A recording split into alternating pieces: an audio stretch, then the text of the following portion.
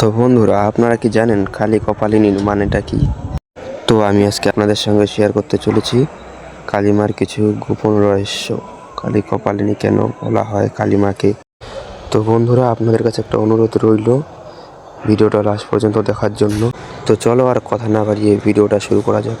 কালী কপালিনী কথাটা বলতে গেলে বলতে হয় একটা যুগ যখন শেষ হয়ে যাচ্ছে, তখন অনন্তর হয়ে গেল, সব শেষ হয়ে গেল, কিন্তু তিনি তো আদি শক্তি, তার সৃষ্টি নেই, ধ্বংস নেই, বিনাশ নেই। তখন তিনি তিনি যে আমাদের আদি দেবতা, এটা কোথাও কিনা বিজ্ঞানের প্রতীকে যখন ভাবা হয় তখন খুব সুন্দর লাগে। তিনজন যে আদি দেবতা, সেই তিনজন দেবতার কপাল অর্থাৎ ব্রহ্ম ও পদার্থ, একজন তো সৃজন করছেন, একজন তো পালন করছেন, একজন তো নাশ করছেন। সে তিনটে পদার্থকে তিনি হস্রে পালন করছেন।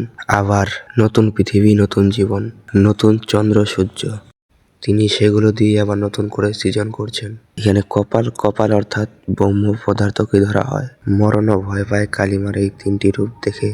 প্রথম শ্মশান কালী, যে কিনা রাক্ষসকেও হুমকি দেয়। আর 2 নাম্বার হলো ভদ্রকালী, যে কিনা যুদ্ধের ময়দানে দেবতাদের রক্ষা করে। তো বন্ধুরা, ভিডিওটা যদি আপনাদের ভালো লেগে থাকে তো একটা লাইক এন্ড সাবস্ক্রাইব করে দিবেন। এইরকম ভিডিও এই চ্যানেলে রোজ আসে।